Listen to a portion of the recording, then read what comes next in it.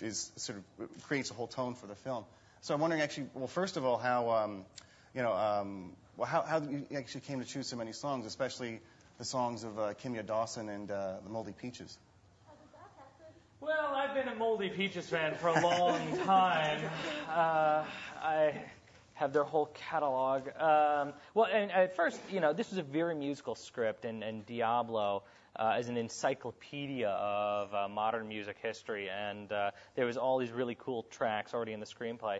And then very early on, Ellen was over at my office one day, and I just asked her, what do you think JUNO would listen to? And she jumped on my computer and said, the Moldy Peaches, and she just looked it up and started playing it for me. And thus began my love affair with Kimya Dawson and the Moldy Peaches. And I searched out Kimya, who was the lead female singer from that group. They had since disbanded, but she had recorded many solo albums. And really good solo albums.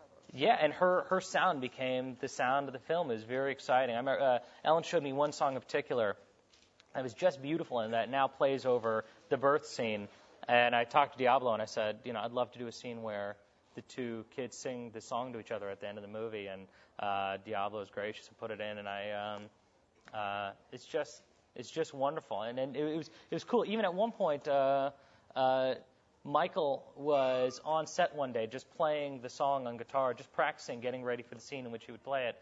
And it was just the most gorgeous moment, and the whole crew noticed him just sitting there playing guitar on he has a car bed in the movie, and he was playing guitar on his car bed, and I just went to my deep, and they just turned the camera, and we started this shot of Michael playing the song, and it was beautiful. It became this scene that ties the ending together. It was just lovely.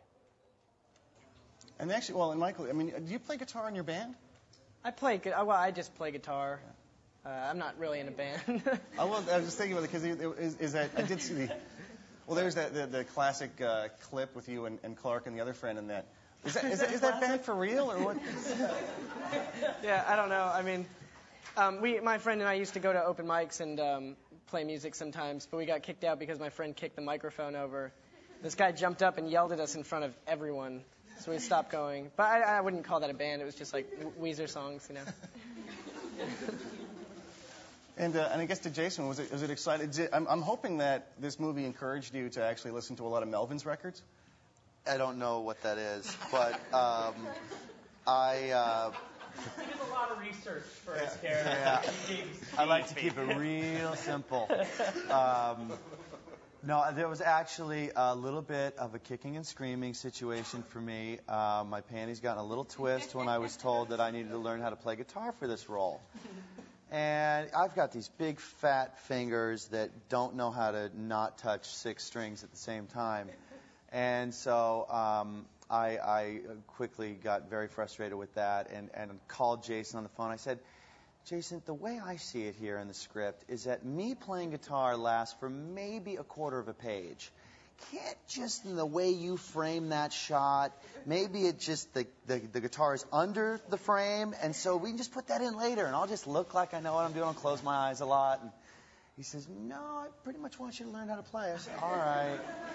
So I got backup from everyone at any given moment. Yeah. When I started to go, either Ellen or Jennifer would be like, "Come on, Jason, just learn the guitar." Oh yeah, I get emails and texts.